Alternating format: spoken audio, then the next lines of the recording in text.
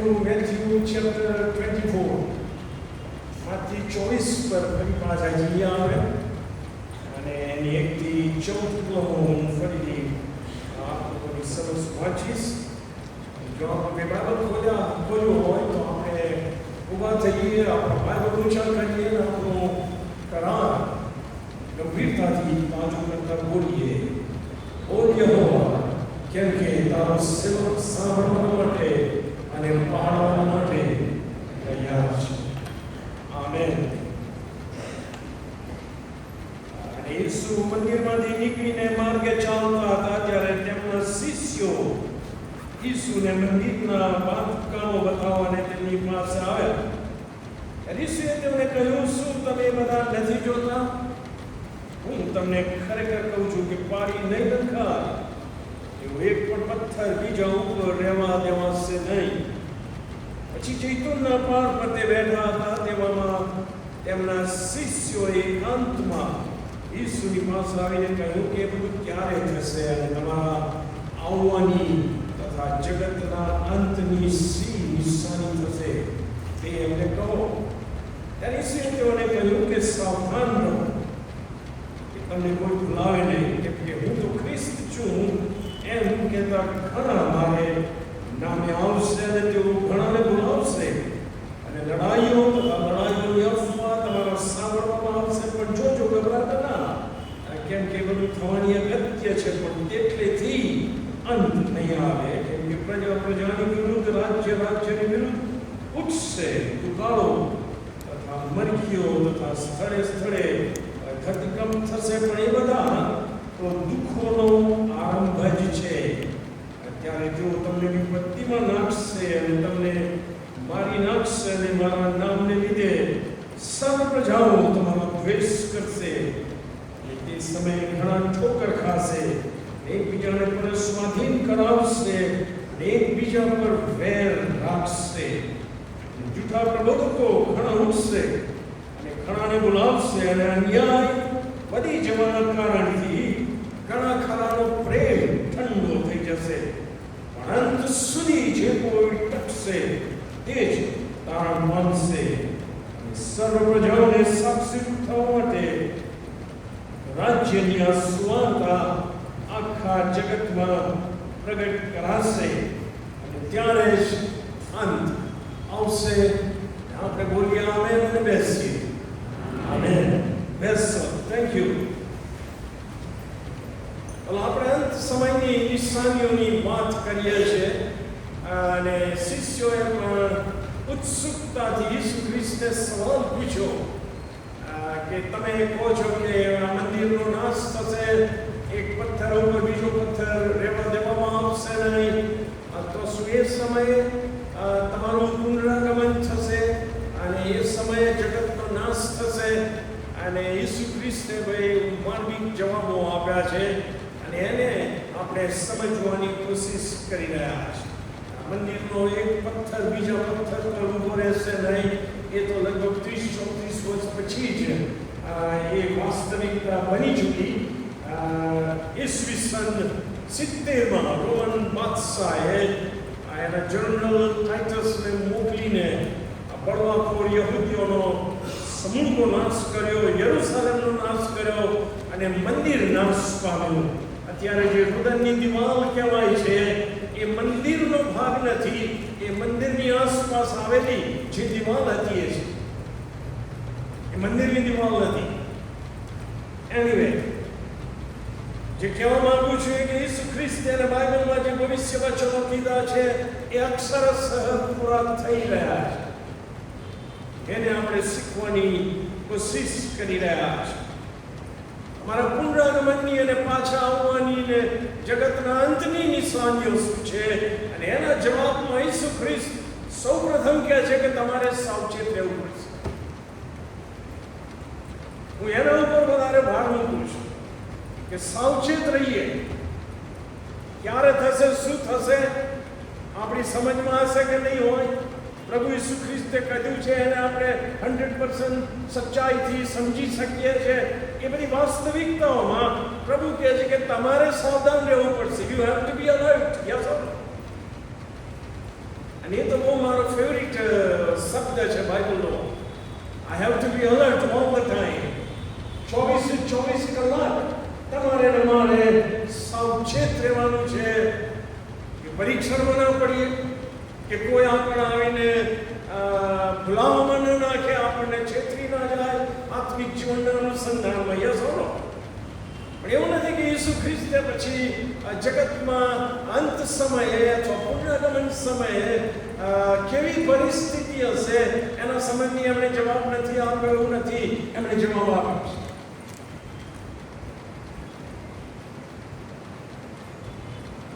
એમાં તમે બીજા પુસ્તકો સાથે સરખાવો. દાનિયેલનું પુસ્તક છે, પ્રકટીકરણનું પુસ્તક છે, તો જે અંત સમયે બનનાર બનાવશે. વિશેષ કરીને પ્રભુ ઈસુ ખ્રિસ્તનું 1000 વર્ષનું રાજ્ય આ પૃથ્વી ઉપર શરૂ થાય એ પહેલા 7 વર્ષ આવશે જેમાં એન્ટી ક્રાઇસ્ટ પ્રગટ થશે. શરૂઆતના 3.5 વર્ષ એ પીસ એન્ડ પ્રોસ્પરિટી ના હશે. હું તમને આ શીખવીશ બાઇબલમાંથી પછી. અને છેલ્લા 3.5 વર્ષ જેને બાઇબલમાં મહાઆપત્તિનો સમય કહેવામાં આવે છે, the time of great tribulation,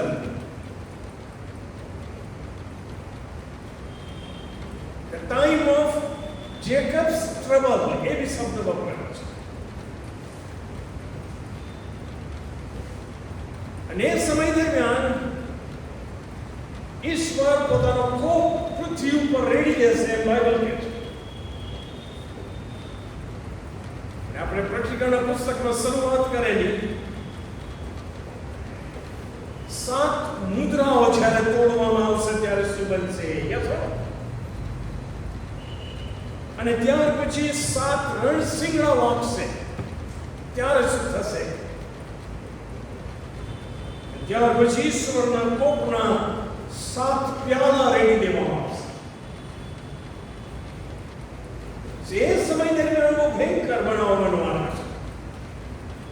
જો એને માઇન્યુટ રીતે જોઈએ તો પ્રભુના સેવકે લગભગ 32 જેટલા નાના મોટા જબરજસ્ત બનાવો બનવાના છે. પ્રભુની ઈચ્છા હશે તો આપણે જોઈશું ભારતમાં.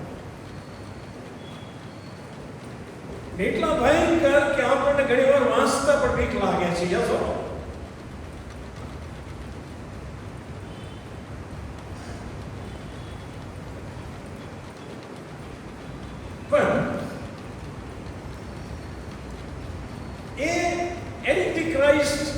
નો સમય 7 વર્ષનો શરૂ થાય એ પહેલા બાઇબલ જે ભવિષ્ય વચન આપે છે કે જે હવે ઈશ્વરના કેલેન્ડર પર છે, બનાવ છે, અને એ છે રેપ્ચર, મંડળીનું સ્વર્ગારોહણ. ધ્યાનથી સાંભળજો સાહેબ. ફરીથી કહું, જ્યારે હું મંડળી કહું છું ત્યારે ડિનોમિનેશનની વાત નથી કરતો. It's not Methodist Church. It's not Christian and Missionary Alliance Church. It's not Salvation Army. It's not CNI. Yes, basic.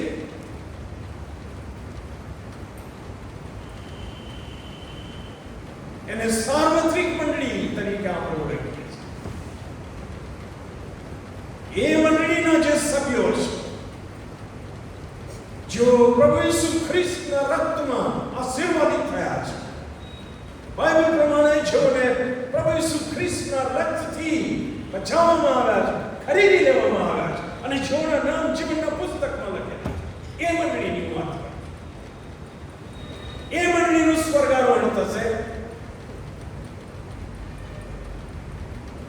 અને એ સ્વર્ગારોહણ પછી કેટલા સમય પછી આ એન્ટી ક્રાઇસ્ટના 7 વર્ષ પૂરા થશે, ડિટેલમાં કશું લખ્યું નથી. જુદી જુદી માન્યતા છે. ઘણા કહે છે મંડળી ઉચકાશે અને એન્ટી ક્રાઇસ્ટ આવશે. નો, વી ડોન્ટ નો. પણ મંડળી ઉચકાઈ જશે અને આપણને ખાતરી હોવી જોઈએ કે હું ઉચકાઈશ. આ અગત્યનું જાણે ભાષામાં જવા માંગતો નથી.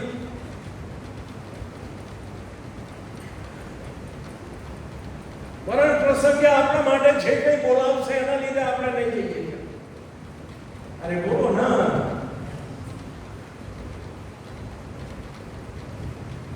શું મેં પસ્તાવ કરીને ઈસુ ખ્રિસ્તના રક્તમાં વિશ્વાસ કરીને પાપોની ક્ષમા મેળવીને પવિત્ર આત્માનું દાન મેળવીને હું ઈસુ ખ્રિસ્તના સાક્ષી તરીકે જીવ્યો છું કે નહીં? That's all.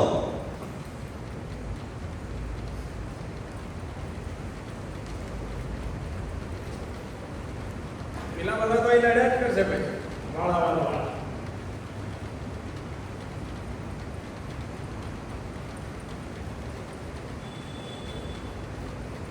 પણ ઘણા લોકો આ સત્ય સાંભળીને અંદર હાસ અનુભવે છે. મહાભક્તિનો સમય શરૂ થશે એ પહેલા તો અમે ઉચકાઈ જઈશું. ખાતરી હોવી જોઈએ. અરે બોલો ના. ના ઉચકાયા તો તકલીફ. એવો હાશકારો અનુભવવાની કોઈ જરૂર નથી. રાઈટ?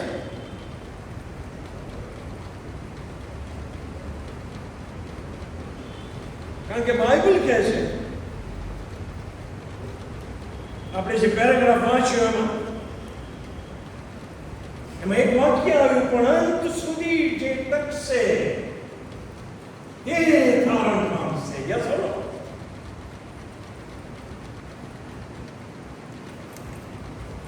અંત સુધી એટલે મારા મરણ સુધી. પછી તો જીવન છે નહીં, તો જીવનનું. Yes or? અથવા અંત સુધી તો પ્રભુના આવતા સુધી મારે ટકી રહેવાનું છે પ્રભુના વિશ્વાસમાં. Yes or? પ્રભુના શિષ્ય તરીકે એમ એનો અર્થ થાય. અને એ વાક્ય તમને માર્કથી 10:22 પણ મળશે અને માર્ક 13 અને 13 પણ મળશે. આ જ વાક્ય, અંત સુધી જે ટકશે તે તારણ પામશે. એનો અર્થ મારે રેસની શરૂઆત તો કરવી પડે. અરે બોલો ના. પછી ડાયરેક્ટ અંતની જ વાત કરવાની છે. મારે સ્ટાર્ટ તો લેવો પડશે ને. અને સ્ટાર્ટ લેવું એ જ નવો જન્મ પામવાનો છે. સ્ટાર્ટ લેવું એ જ ઈસુ ખ્રિસ્તમાં પાપોની માફી મેળવીને મારો આત્મા પુનર્જીવિત થાય. પ્રભુનો આત્મા મારામાં વસે. અને જો પ્રભુની કૃપામાં મને દૈનિક જીવન મળે તો આ પૃથ્વી ઉપર હું એક રેસમાં આગળ જઈ રહ્યો છું. એક શરતમાં હું દોડી રહ્યો છું. સંત પૌલ કહે છે, એક લડાઈમાં હું છું.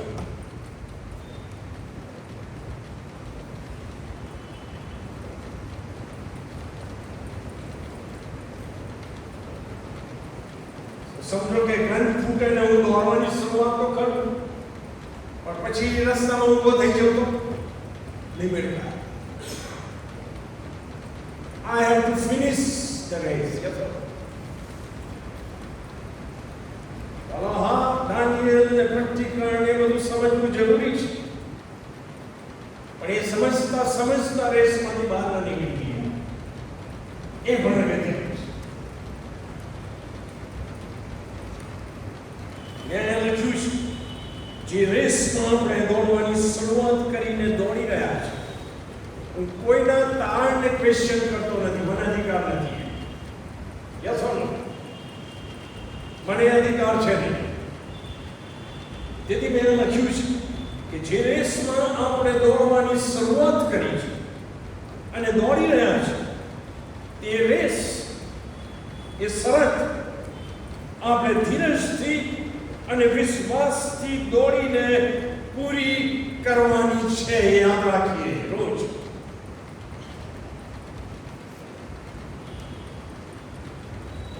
યાદ છે સંત પાઉલ લગભગ ઈસવીસન 35માં દમસ્કના રોડ ઉપર એને નવા જન્મનો અનુભવ થયો અને એને દોડવાની શરૂઆત કરી. અને તકલીફો અહીંયા લખ્યું છે બધું એને અનુભવ્યું. સતાવણી અને દોડ ગાલું ભાઈઓ અને વગેરે વગેરે વગેરે.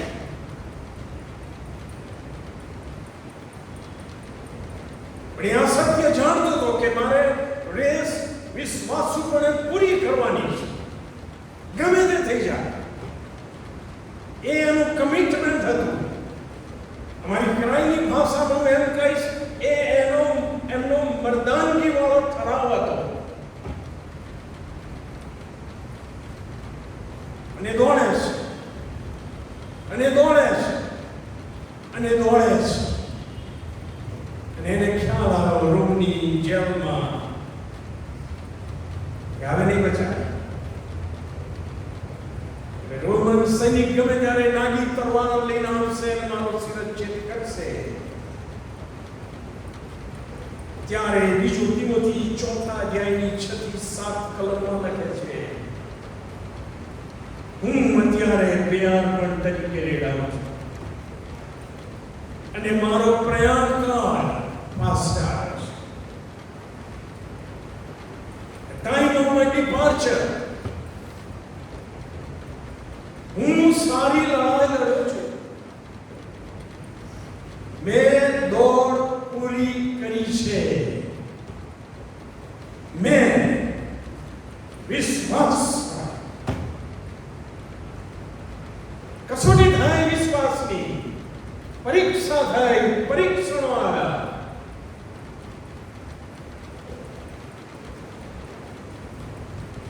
મેં દોડ પૂરી કરી છે. અને પછી એ કહે છે કે ન્યાય પ્રમાણ મુંગટ જે બીજો માટે રાખ્યો છે એ મને મળશે. જ્યાં સુધી ટકે છે. તેથી આપણે અંતના સમયની નિશાનીઓ તો શીખીએ, સાથે સાથે અંત સુધી ટકી રાખવાના નિર્ણય સાથે ખ્રિસ્તી જીવનમાં વ્યક્તિગત રીતે, કુટુંબમાં, મંડળીમાં, જ્યાં હોય ત્યાં આપણે જીવવાની જરૂર છે. યસ.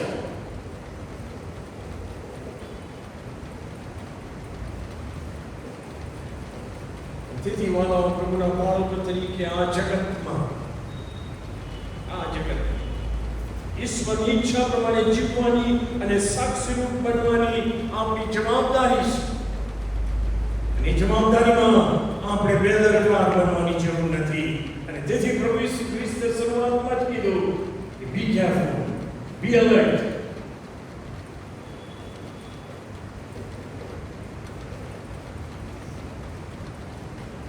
આપણે શીખ્યા પ્રમાણે મહા આપત્તિના સમયમાં જે બનાવ બનશે એમાંના ઘણા બધા બનાવવાની શરૂઆત થઈ ચૂકી છે પહેલેથી. યસ. અને એ સમયે એની ઇન્ટેન્સિટી, એની અસર ભયંકર હશે એમ આપણે માનવાનું છે. પણ એ બનાવ બની તો રહ્યા છે ત્યારે આપણે. અરે બોલો ના.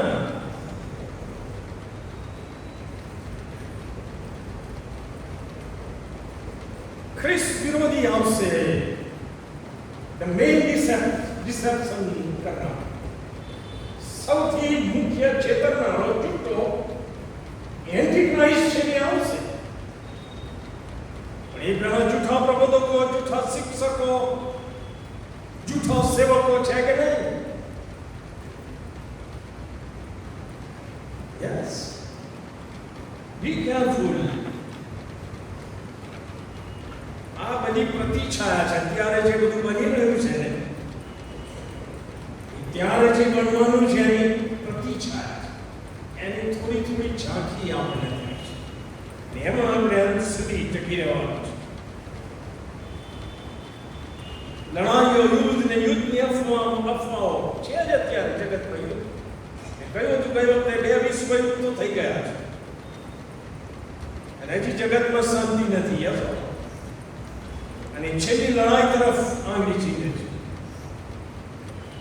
દુખાડો, પ્રાણઘાતક ચેપી રોગો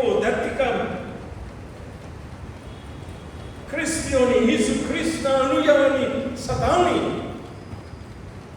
ચાલે છે ત્યારે જગત પ્રભુના બાળકો તરીકે જીવવું એ સહેલું નથી, અઘરું થતું જાય છે. પણ એ છે, એ સ્વીકારવું પડશે. એ પણ મેં આપ લોકોને સમજાવ્યું હતું.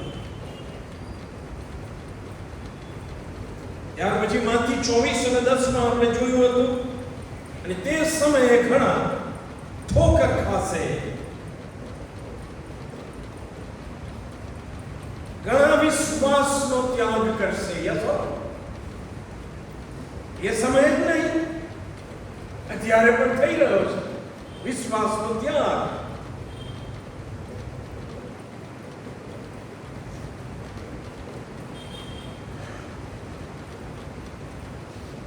ગઈ વખતે જોયું હતું કે ઘણી બધી બાબતો આપણા વિશ્વાસની કસોટી કરે, વિશ્વાસમાંથી કઢાવી નાખે.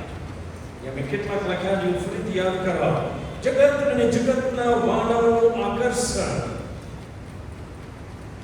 જગતનું જે મનોરંજન છે એ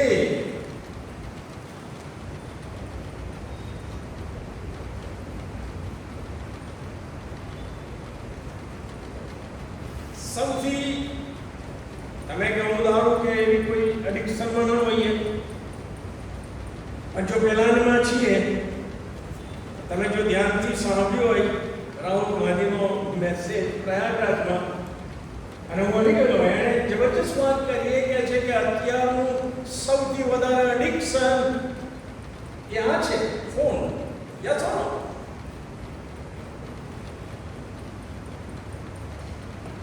We have to be careful. જગતના માનવો મેળવવાની ચિંતા, લોભ, લાલચ, અસંતોષ, દેમાસ હાલના જગત પર પ્રેમ કરીને સંત પાઉલ કે જે મને મૂકીને જતો રહ્યો. અનાન્યા અને સાફીરા પ્રથમ મંડળીના સભાસદો એ લોભ અને લાલચમાં ફસાયા. દેહની ઈચ્છાઓ જે ઈશ્વરની ઈચ્છા વિરુદ્ધ છે તેને તૃપ્ત કરવા માટે, દેહની ઈચ્છા સંતોષવા માટે હું ઈશ્વરની ઈચ્છા વિરુદ્ધનો માર્ગ કે રીત રસમો અપનાવું છું. હું વિશ્વાસનો ત્યાગ કરું છું. યસો શરીર બોલે છે, શરીર માંગે છે ઘણી વાર. You have to be careful. જો મને મારા સમય પ્રમાણે, મારી ઈચ્છા પ્રમાણે પ્રાર્થના કરતા હોવા છતાંય હજી જવાબ મળ્યો નથી લાંબા સમયથી, તો હું વિશ્વાસનો ત્યાગ કરી શકું છું. You have to be careful. કારણ કે આપણા વિચારો, આપણો સમય અને ઈશ્વરના વિચારોના સમયમાં ફેર છે. કે ના? ઈશ્વરના વચનો પ્રત્યે બેદરકાર. સવારે જે 2-3 મિનિટના વિડીયો મૂકું છું એના ઉપર બહુ ભાર મૂકું છું. આના માટે લખ્યું છે કે ચોખ્ખા સોના કરતા વધારે પસંદ કરવા યોગ્ય આવે છે. Do you believe that? I believe that.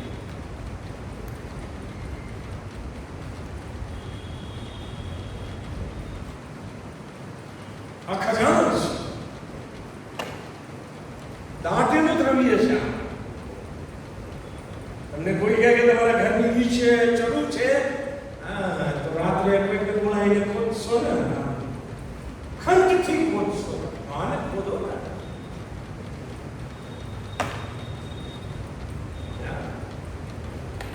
શેતાની તરકીબો છે કે આપણે આનાથી દૂર રહીએ. ફોનમાં તો બાઇબલ હોય છે, આઈ નોટ અગેન્સ્ટ ધેટ. આઈપેડમાં આઈ નોટ અગેન્સ્ટ ધેટ. પણ તમારે આ રાખવું પડશે, physical Bible. Yes or no? અને એનાથી અક્વેન્ટેડ થઈ જશે.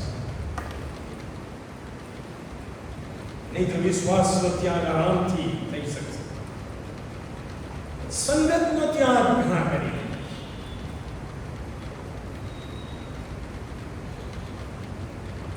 મારી સેવા કાળમાં ઘણા એવા જોયા કે કશું ના થયું ને તો પછી બંધ થઈ જાય. કોઈક વાર પૂછીએ ને ત્યારે કોઈ કારણ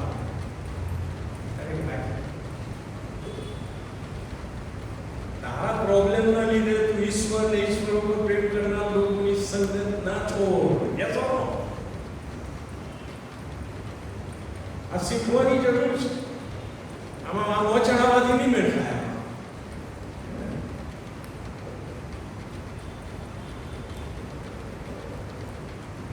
તમને યાદ હશે કે સગડીમાં કોલસા સળગતા હતા ને પેલો એક એવો કહેતો હતો કે મારે કઈ સંગતની જરૂર નથી, હું તો મારી રીતે ખ્રિસ્તી જીવન જીવું છું. એટલે પાદરી સાહેબ એક સળગતો કોલસો એક બાજુએ મૂકી દીધો. થોડી વાર પછી ઉલવાઈ ગયો એ પેલા સળગતા રહ્યા. એટલે પાદરી સાહેબે કીધું કે જો આ થશે.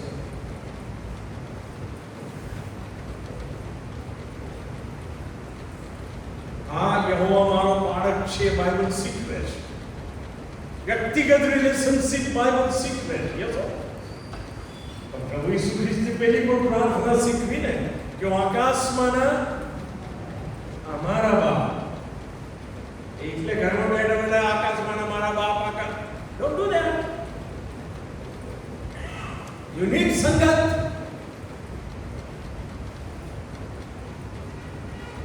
કોણ કેવા ઈરાદાથી સંગતમાં આવે છે હું જાણી શકતો નથી. મારે જાણવું નથી.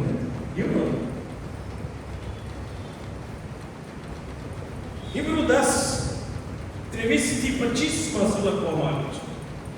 આપણે આપણી આશાની કબૂલા દ્રઢ પકડી રાખીએ, કેમ કે જેમણે વચન આપ્યું તે વિશ્વાસ યોગ્ય છે અને પ્રેમ રાખવાને તથા સારા કામ કરવા અરસપરસ ઉત્તેજન મળે માટે આપણે એકબીજાનો વિચાર કરીએ અને જેમ કેટલાક કરે છે તેમ આપણે એકઠા મળવાનું પડતું ન મૂકીએ, પણ આપણે એકબીજાને ઉત્તેજન આપીએ અને જેમ જેમ તમે તે દિવસ પાસે આવતો જુઓ તેમ તેમ વિશેષ પ્રયત્ન કરો.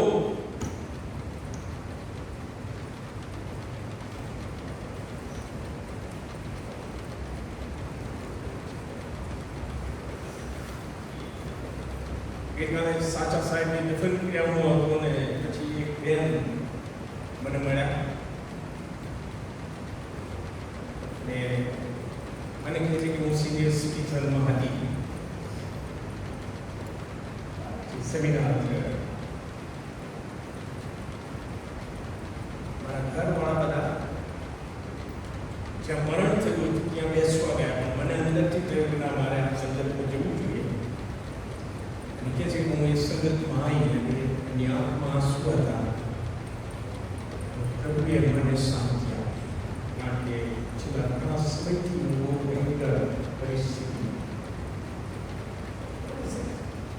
સંગતમાં ચલા ટીકા ટિપ્પણી કોણ કેવું કોણ ફલાણું કેવું એટલી વાતો છૂટવાનો છે. પ્રભુના માટે જઈએ, પ્રભુના લોકોની સંગત કરીએ. ઈશ્વર કેન્દ્રિત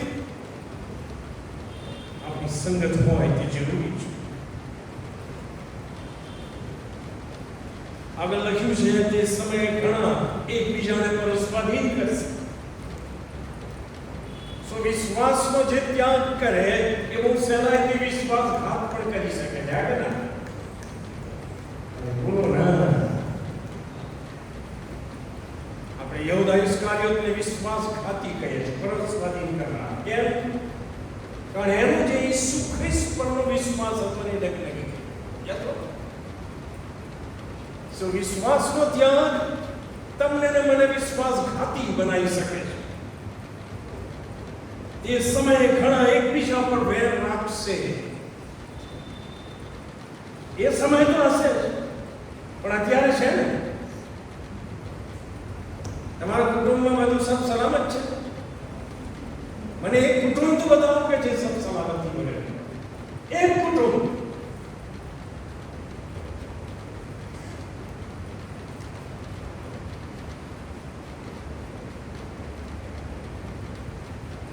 એ તો થશે, એમાં આપણે વિશ્વાસમાં ટકી રહેવું. એ સમયે ન્યાય વધી જવાના કારણથી ઘણા ખરાનો પ્રેમ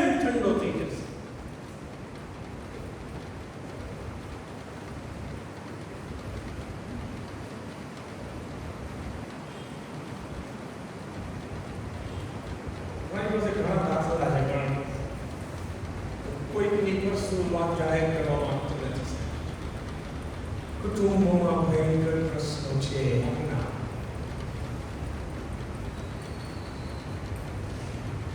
પ્રેમ રહ્યો નથી. પેલા 7, 8, 9, 10 બાળકો હોય તો કુટુંબ શાંતિથી ચાલે. બાળકો મોટા થઈ જતા. અત્યારે તો એક બાળક હોય એને ઉછેરતા વર્ષો છૂટી જાય છે ને એમાં ઝઘડા સાસુનો ને પિયરિયાનો ફલાણો છે. શું વોટ ઇઝ ધીસ? તો એ સમય તો હશે પણ અત્યારે છે એમ શું કરવાનું?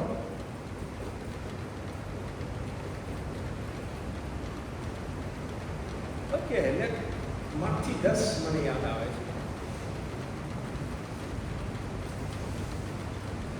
ઓકે, અહીંયા આગળ પણ ઈસુ ખ્રિસ્ત જ્યારે 12 પ્રેરિતોને સેવા કાર્ય માટે મોકલે છે અત્યારે શું કહે છે એ આપણે જોઈએ. ખાલી વાંચીશું.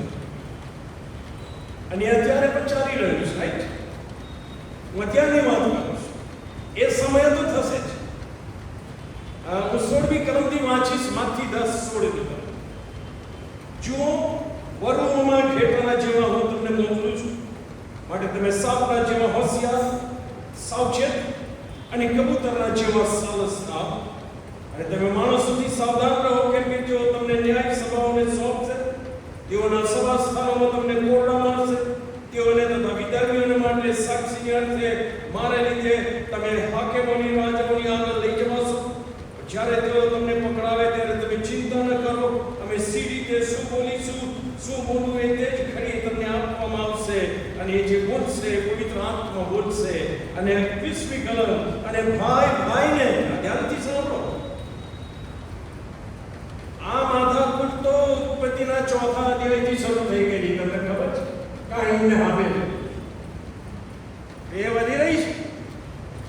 અને ભાઈને અને બાપ દીકરાને મારીને નંખાવાને સોંપી દેશે. સોપારીઓ પાય છે સાહેબ. છોકરા મા બાપની સામે ઉઠીને તેઓને મારી નંખાવશે. અને મારા નામને માટે સૌ તમારો દ્વેષ કરશે. તો પણ જે કોઈ અંત સુધી ટકશે એ દાણ પામશે. આવું બધું સાંભળ્યું છે કે બહુ બધા સારા ભાષણો સાંભળ્યા તમે કે હવે સારું થશે, બધું સારું કરશે. Don't believe that. Reality આ છે. યસ, અને એ બધું જશે. એમાં આપણે પ્રભુના વિશ્વાસમાં દ્રઢ રહેવાનું છે.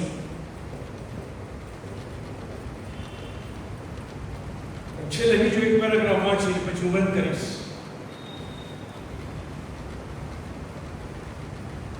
બેઝિકલી યહૂદીઓને ધ્યાનમાં રાખીને લખ્યું છે. પણ એ મંડળીઓમાં અને ખ્રિસ્તી સમાજમાં જે દેખાય, યહૂદીઓ તો અત્યારે સારું કરે જ છે સાહેબ. આ બધું જ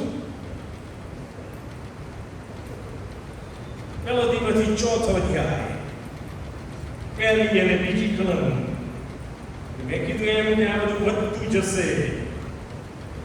પહેલો તીમોથી 4:1-2 પવિત્ર આત્મા સ્પષ્ટ કહે છે કે પાછલા સમયમાં કેટલાક માણસો ભૂલાવનાર આત્માઓ તથા અશુદ્ધ આત્માઓના ઉદ્દેશ પર ધ્યાન આપીને જુઠ્ઠું બોલનારા તથા જેઓના અંતઃકરણ દબાયેલા છે એવા માણસોના દમથી વિશ્વાસનો ત્યાગ કરશે.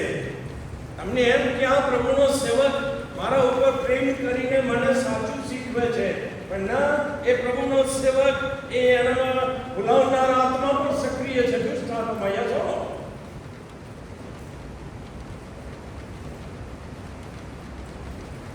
કારણ કે દરેકની પાછળ આત્મિક યુદ્ધ સક્રિય છે.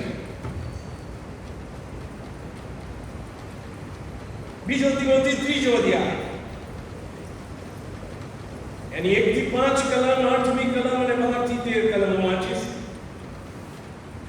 સંત પૌલ ફરીથી કહે છે, પણ છેલ્લા સમયમાં સંકટના વખતો આવશે. એ આવતા તો આવશે, પણ અત્યારે બધું છે. અને અને એ વધશે. એ વાત ધ્યાનમાં રાખ, કેમ કે માણસો સ્વાર્થી. મારે આના દાખલા આપવાની જરૂર છે.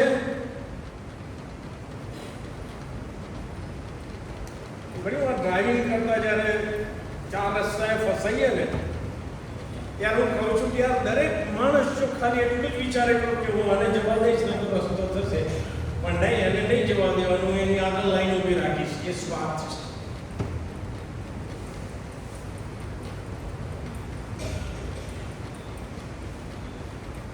આ બધું ચાલે છે પ્રભુ ભરોસે ચાલે છે. અને એક જણે મને કહ્યું હતું કે તમારા ઇન્ડિયામાં તો ઓર્ગેનાઇઝડ કેઓસ છે, વ્યવસ્થિત અવ્યવસ્થાઓ છે. યસ ઓર નો? સ્વાર્થી માણસ છે સાહેબ. સેવકો અને સેવિકાઓ સ્વાર્થી મેં જોયા છે.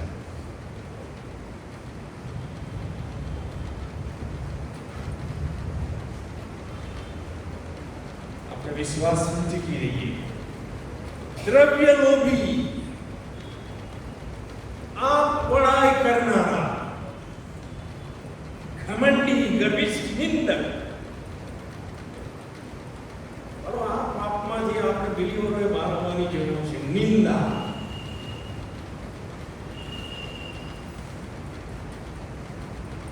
મા બાપનું સન્માન નહીં રાખનારા, ઘેર દાખલા છે. કૃતજ્ઞ, અનુપકારી, અધર્મી, ધાર્મિક પણ આત્મિક નહીં, એ અધર્મી, પ્રેમ રહિત, ક્રૂર, દોષ મુખના, સંયમ ન કરનાર, નિર્દય, શુભ દ્વેષી, કોઈકનું શુભ થાય એમનાથી સહન ના થાય, એને શુભ દ્વેષી કહેવાય. વિશ્વાસઘાતી, ઉદ્ધત, મદાંધ, ઈશ્વર પર નહીં પણ વિલાસ પર પ્રેમ રાખે, ભક્તિભાવનું ડોળ દેખાડીને તેના સામર્થ્યનો સ્વીકાર નહીં કરનારા થશે. એવા માણસોથી તું દૂર રહે, કારણ કે તારે ને મારે અંત સુધી ટકી રહેવાનું છે.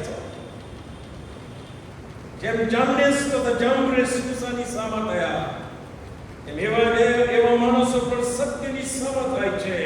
તેઓ ભ્રષ્ટ મતીના વિશ્વાસથી પતિત થયેલા માણસો છે. જો ખ્રિસ્ત ઈસુમાં ભક્તિભાવથી ચાલવા ઈચ્છે છે, તેઓ સર્વ પર સતાવણી થશે જ. પણ દુષ્ટ માણસ તથા ધૂતારાઓ, ઠગનારાઓ, ઠગીને અને ઠગાઈને, જે માણસ બીજાને ઠગે ને પોતે ઠગાયેલો છે, આ વસ્તુ યાદ રાખો. તેથી આ બાઇબલમાં લખ્યું છે, પણ દુષ્ટ માણસ તથા ધૂતારાઓ ઠગીને તથા ઠગાઈને વિશેષ દુરાચાર કરતા જશે. દુરાચાર વધતો અને વધતો અને વધતો જશે અંત સમય સુધી. યસો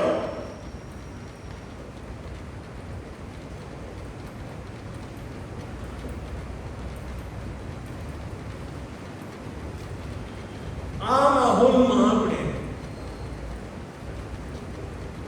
આપણા વિશ્વાસમાં અંત સુધી ટકી રહેવું. યસ, એની જવાબદારી કોણ? મારા જીવનની જવાબદારી કોણ? યસ, મારી પત્નીએ એમાં મને સહકાર આપવો, મારા પતિએ મને એમાં સહકાર આપવો જોઈએ. યસ, મારા બાળકોએ મા બાપે બાળકોને એમાં સહકાર આપવો, કે જેથી આપણે બધા અંત સુધી વિશ્વાસ કરીએ. આ એક જવાબદારી છે. આશીર્વાદોની વાત કરીએ છીએ ને, એ આશીર્વાદો સાથે આ જવાબદારી છે, અને એને ગંભીરતાથી લેવા માટે પ્રભુ એની ખાસ કૃપા આપણને આપે. આમેન. પ્રાર્થના કરીએ. ધન્યવાદ પ્રભુ, તમે મહાન છો અને તમારા વચનો મહાન છે. જીવન તમારો આત્મા પરાક્રમથી ભરેલો આત્મા છે. કોઈની શરમ પ્રાપ્ત નથી. તમારા વચનોમાં બધું સ્પષ્ટ લખેલું છે. અને આજે અમારી આગળ તમારા લોકો તરીકે એક જ પડકાર આવીને બોલાવ્યો છે કે અમે એવી રીતે સાવધાની વર્તીએ કે અમે અંત સુધી, મતલબ અમારું મરણ થાય ત્યાં સુધી અથવા અમારું પુનરાગમન થાય ત્યાં સુધી અમે વિશ્વાસમાં ટકી રહીએ. અમે પણ સંત પાઉલીમાં ફક્ત કહીએ કે હા, અમારો પ્રયાણકાળ પાસ આવ્યો છે, સારી લડાઈ લડ્યો છે, મેં દોડ પૂરી કરી છે અને મેં વિશ્વાસ. તો આ વચનોના સંદર્ભમાં જીવનો પ્રભુની આધીનતામાં જીવીએ. ફરીથી મળીએ ત્યાં સુધી, ત્યાર પછી પણ હે પરમેશ્વર, તમારી કૃપામાં અમને સૌને તમે સંભાળી રાખજો. મારી વિનંતી ઈસુ નાઝારીના નામમાં તમે સાંભળો અને માન્ય કરો. આમેન. આમેન. બે વખત જોશથી હાલેલુયા બોલીએ ને પ્રભુને માન આપીએ. આપણે ready? Hallelujah, hallelujah, hallelujah. Well, thank you very much. Good night and God bless you. God be with you. Praise Jesus.